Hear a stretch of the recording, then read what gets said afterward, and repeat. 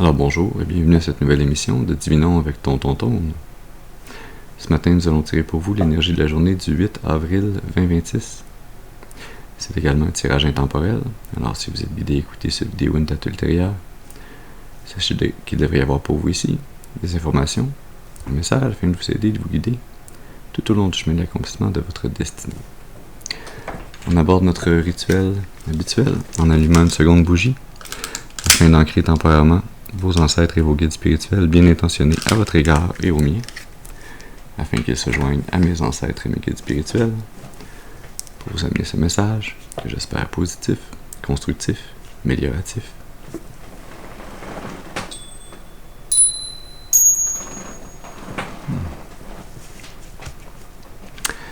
Alors voyons voir quelle énergie, quel message on a pour vous aujourd'hui.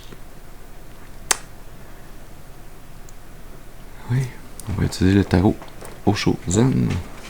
Alors, comme d'habitude, je vous rappelle qu'il est important d'utiliser votre intuition, votre discernement, de se rappeler que tous les tirages ne sont pas nos tirages, et donc on prend ce qui résonne avec nous, on laisse le reste de côté pour les autres. Ceci dit, allons-y.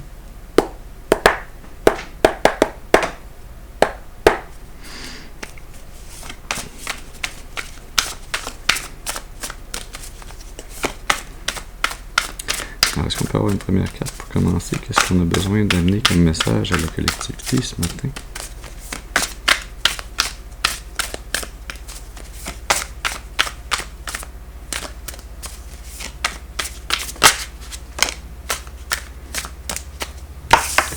On commence avec contrôle.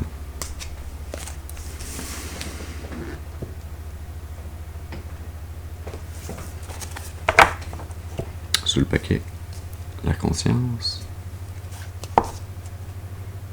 Au milieu, le silence. Sous le silence, le ralentissement. Et sous la conscience, le mât.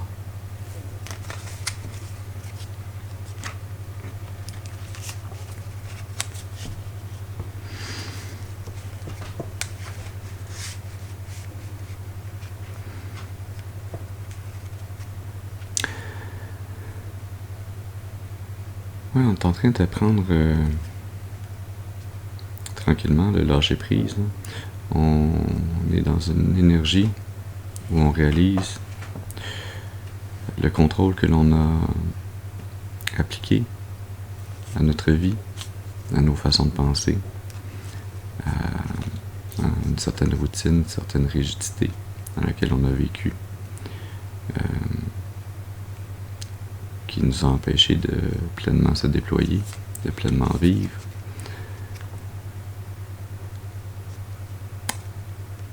Mais cette énergie est en train de commencer à se dissiper.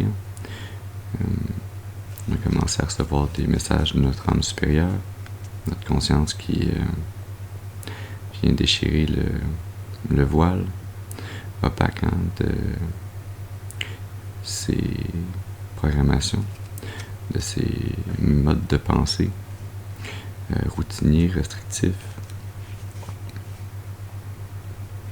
qui ont longtemps empêché notre âme de s'exprimer, qui a gardé notre vérité, notre expression, enfouie dans le subconscient, qui a ralenti notre développement, notre capacité à aller vers ce qui était pour notre plus grand bien, ce qui allait nous amener de la paix, la joie, le bonheur, qui allait nous permettre de partir à l'aventure, pouvoir faire la fête.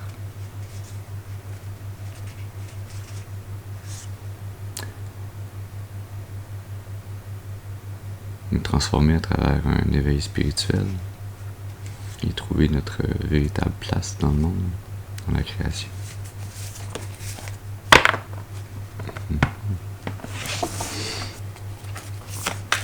Qu'est-ce qu'on a besoin de savoir d'autre ce matin?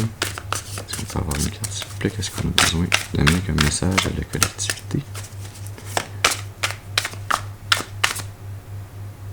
C'est deux cartes. Est-ce qu'on peut avoir une carte, s'il vous plaît, pour continuer ce message. Merci. L'aventure. Cette invitation à sortir de la routine du contrôle, de ce qui est familier, de ce qui nous garde dans ce qu'on connaît. Et de se reconnecter à notre énergie, notre enfant intérieur qui veut partir à l'aventure, qui a le goût de découvrir la panoplie des couleurs de la vie. On a encore la conscience sous le paquet. Au milieu, la solitude. Sous la solitude, le mental. Sous la conscience, la vacuité.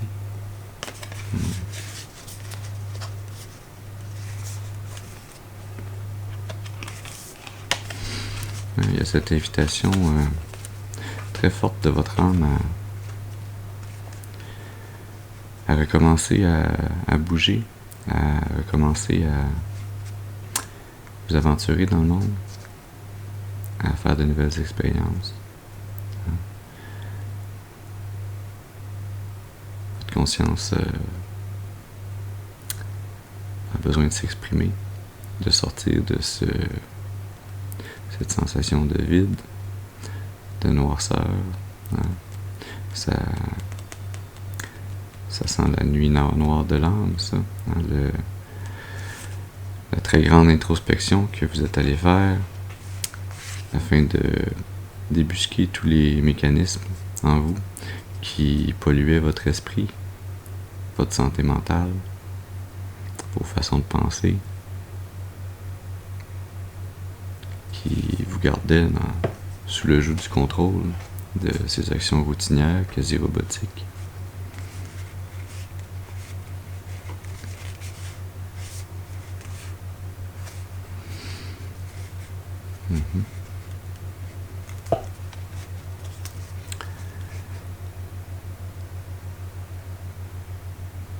Oui, vous semblez être sur le point de quitter cette énergie de la vacuité, de laisser derrière vous toute cette noirceur et de retourner vers la lumière. Est-ce qu'on peut avoir une troisième carte, s'il vous plaît? Qu'est-ce qu'on a besoin de savoir d'autre, d'amener comme information à la collectivité? Merci. Le changement. Oui.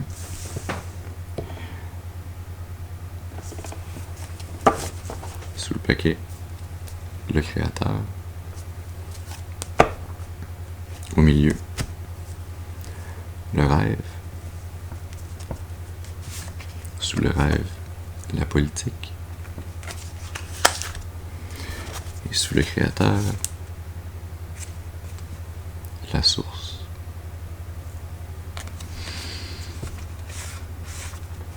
Oui.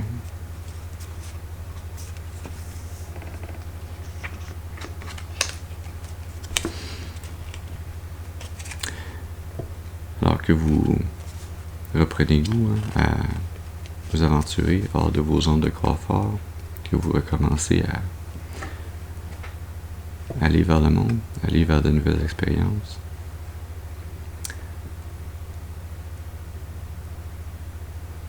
Vous réalimentez un vortex énergétique qui va vous pousser de plus en plus à travers un changement, un bouleversement de votre âme qui était destiné, qui était planifié avant votre incarnation.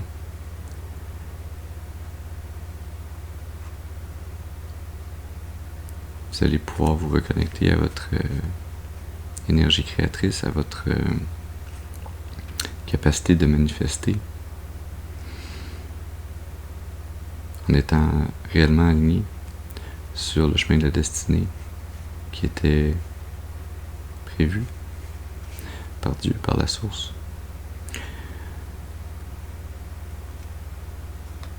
Un chemin, une destinée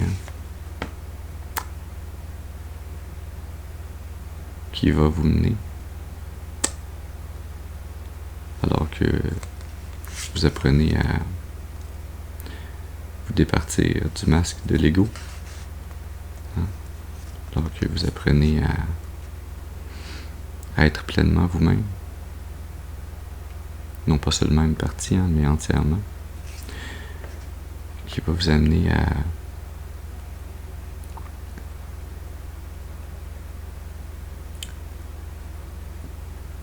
pouvoir envisager une réunion, le voyage, une réunion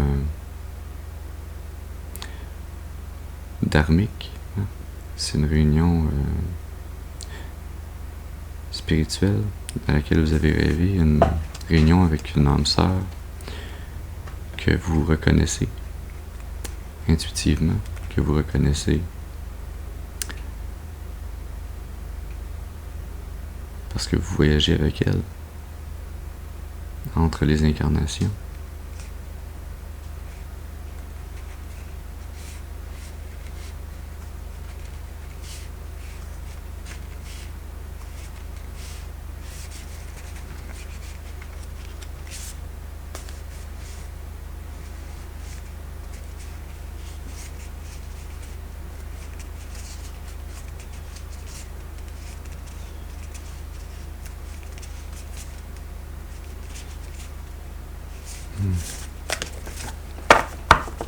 Ouais. On va laisser le reste de cette énergie pour plus tard. Il y a déjà un bon bout de chemin à faire avant que ce rêve devienne réalité. Il y a des grands changements, des grands bouleversements qui s'en viennent pour vous.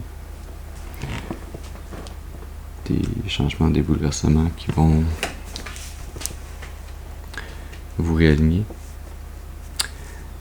avec votre vérité, avec votre réelle identité, la réelle identité de votre âme.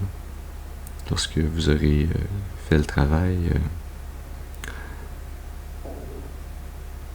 de vous libérer pleinement de ces conditionnements, de ces pensées contrôlantes qui vous ont empêché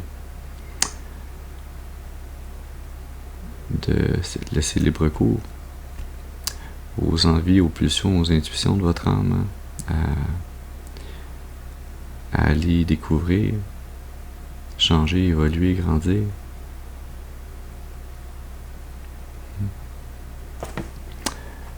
On va aller tirer une carte dans l'oracle de la voix des âmes.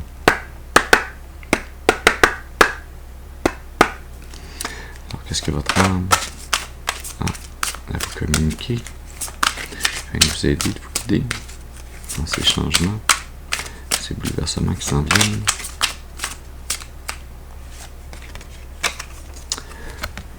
Souffrance physique.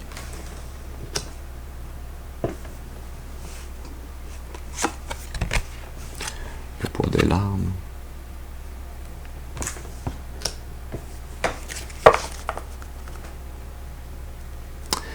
Et message de conseil. La souffrance physique, le poids des larmes, c'est les énergies qui tentent encore de vous contrôler, de vous garder dans une prison mentale. Les pensées récurrentes que l'on a parfois, une fois qu'on a connu une déception ou une rupture, ou qu'on a le cœur brisé, on a la souffrance initiale, et ensuite il y a notre cerveau qui ressasse ce qui s'est passé puis qui réactive la douleur à chaque fois qu'elle ressasse l'information.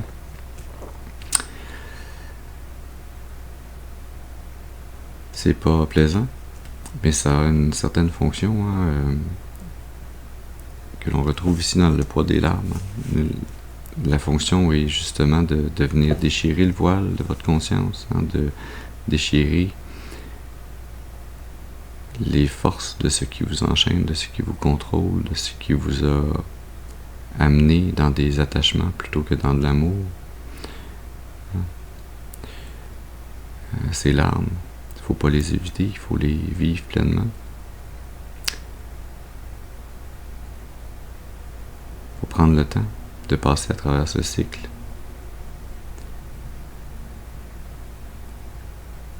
qui est souffrant, mais qui est au final régénératif, qui permet de se transformer, de transmuter, de se reprogrammer, de regagner l'envie de recommencer, de revoir la vie sous un œil plus joyeux, plus positif, plus créatif. L'œil d'un enfant un peu plus naïf qui veut partir à l'aventure. Faut parfois que l'on ait souffert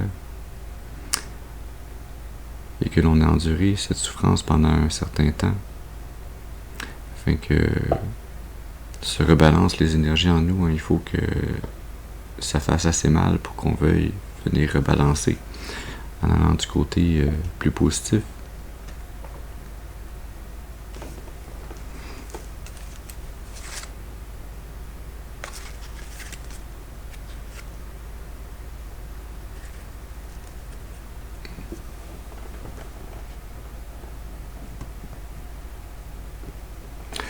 Ça appartient à une énergie qui va un peu plus tard. Alors, on va passer outre.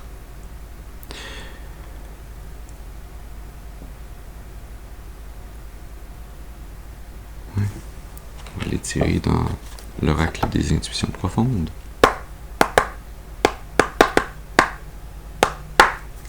Alors, est-ce qu'on pourrait avoir une ou plusieurs cartes pour venir étayer ce message de conseil? C'était rapide. Retraite. Repos, besoin de calme, solitude, méditation. Ouais. Pour entamer ce changement et être prêt à pouvoir repartir à l'aventure, il faut prendre le temps de finir cette guérison. Prendre le temps de vous reposer. Du temps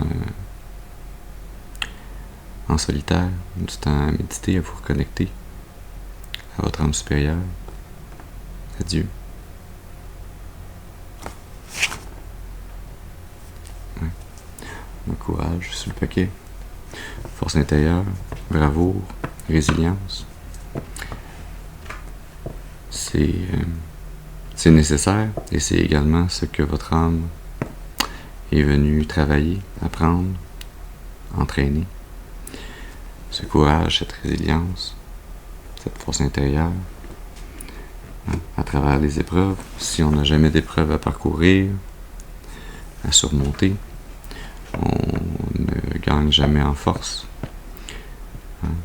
Notre cœur, notre âme fonctionne de la même façon qu'un muscle. Ils ont besoin d'être entraînés pour gagner en force et en endurance. L'adversaire et le hasard. L'adversaire, rival, opposition, conflit.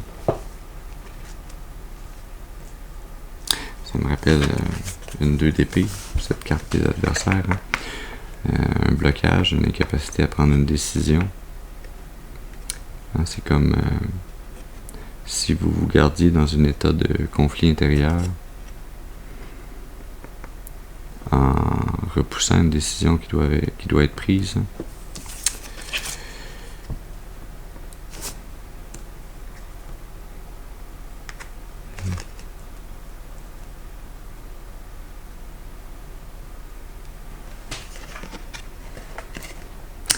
Il semblerait que cette décision qui doit être prise, vous la repoussez parce que vous voulez protéger quelqu'un ou quelque chose. Je sens pas que c'est vous que vous tentez de protéger, je sens que c'est une autre énergie.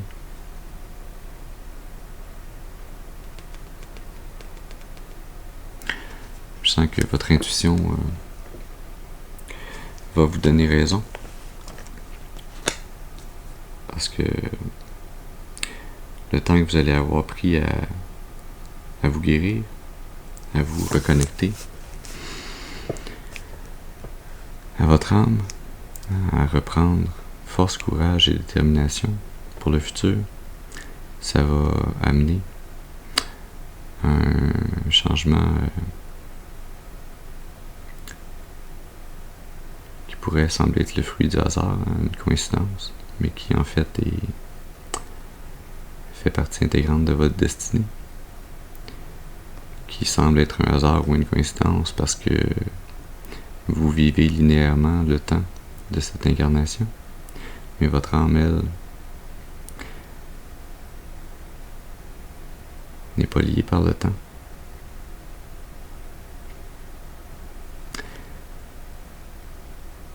Mais donc, il y a cette situation soudaine, une occasion, une opportunité qui va vous ramener dans des émotions plus positives, qui vont vous ramener vers une nouvelle possibilité, une nouvelle offre d'amitié ou d'amour, de créer un lien, une relation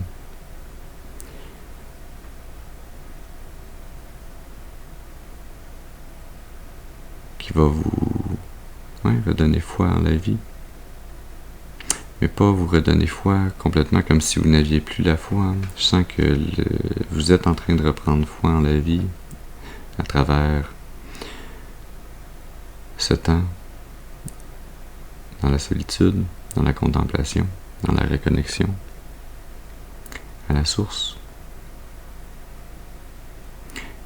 Et le divin, voyant votre foi renaître ou grandir, vous amène, comme par hasard, ce cadeau, cette opportunité soudaine,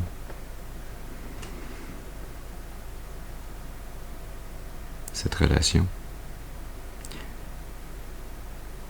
qui va vous permettre de continuer à faire croître encore plus votre foi, votre compréhension des énergies, des situations qui constituent votre destinée, votre vie.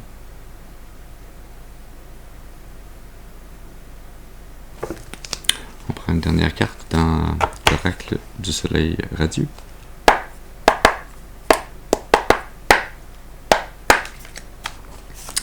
Alors, qu'est-ce que le soleil veut illuminer ce matin pour la collectivité? Qu'est-ce qu'on peut leur amener comme message?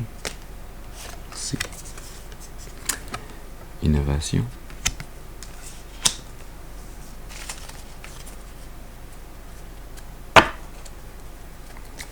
Critique.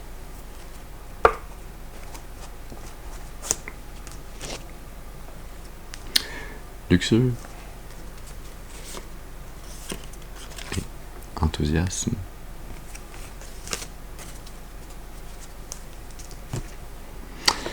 Oui, ce temps de pause, de repos, de méditation, de connexion avec la source, ça va vous permettre de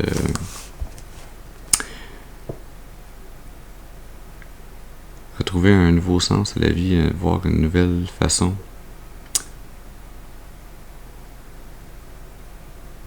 d'analyser, de comprendre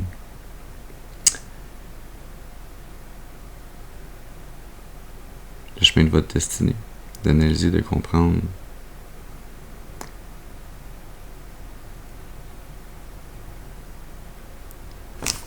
cette énergie que vous vous êtes imposée, cette critique que vous avez appliquée autour de vous comme une prison mentale. Ça va vous permettre de redonner naissance à vos passions, à votre énergie vitale.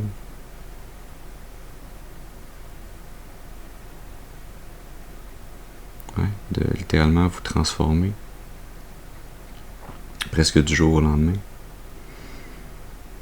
Hein? Une fois que vous êtes reconnecté à la source, au Créateur, à votre foi, que vous allez réaliser que vous êtes toujours aidé, guidé, supporté. Vous allez retrouver l'enthousiasme, la positivité, le goût de vivre pleinement.